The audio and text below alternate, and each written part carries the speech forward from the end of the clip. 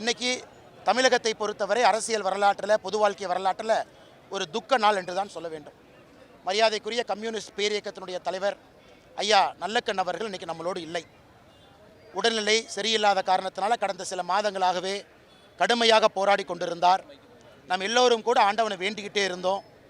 வயது மூப்பு 101 ஆக இருந்தாலும் கூட எல்லாவற்றையும் தாண்டி நம்மளோடு இருப்பார் என்கின்ற பெரும் நம்பிக்கையோடு இருந்தோம். இன்றைக்கி அது நடக்கலை.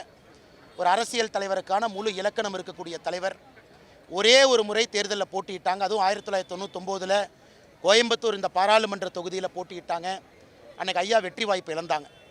அன்னைக்கு ஜெயிச்ச நம்முடைய அண்ணன் சிபி ராதாகிருஷ்ணன் அவர்கள் இன்றைக்கி குடியரசு துணைத் தலைவராக இருக்கிற அண்ணன் சொன்னாங்க, நான் ஜெயித்திருந்தாலும் கூட இன்றைக்கி வேதனைப்படுறேன். இப்படிப்பட்ட ஒரு அற்புதமான மனிதன், ஒரு மகான், மக்களுடைய அன்பையெல்லாம் பெற்றிருக்கக்கூடிய ஒரு மனிதன் இன்றைக்கி தேர்தலில் தோத்துட்டாங்க அப்படின்னு நினச்சும் பொழுது என்னுடைய வெற்றியை என்னால் கொண்டாட முடியவில்லை என்று அன்னைக்கு நம்முடைய அண்ணன் சிபி ராதாகிருஷ்ணன் அவங்க சொன்னாங்க. அது ஒரு புகழாரமாக சொன்னாங்க.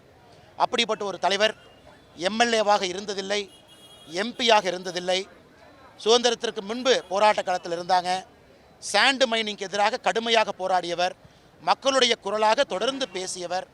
101 வயசு, எந்த அரசியல் எந்த அரசாங்க பொறுப்பிலும் இல்லாத ஒரு மனிதர் மக்களுடைய அன்பை மற்றும் பெற்று ஒரு மகத்தான ஒரு அரசியல் இலக்கணமாக இருக்கக்கூடிய நல்லக்கண் ஐயா அவர்களுக்கு எங்களுடைய மரியாதை கலந்த அஞ்சலிகளை இந்த நேரத்தில் தெரிவித்துக் கொள்கின்றோம். அவருடைய அரசியல் வாழ்வு, அவர் வாழ்ந்த விதம் எங்களை போன்ற மனிதர்களுக்கு ஒரு பெரிய ஊக்கத்தை கொடுக்கும். அவருடைய வழியில் பயணம் செய்வதற்கு ஒரு பெரும் உந்துதலாக ஐயா இருப்பார் என்கின்ற முழு நம்பிக்கை எனக்கு இருக்குது.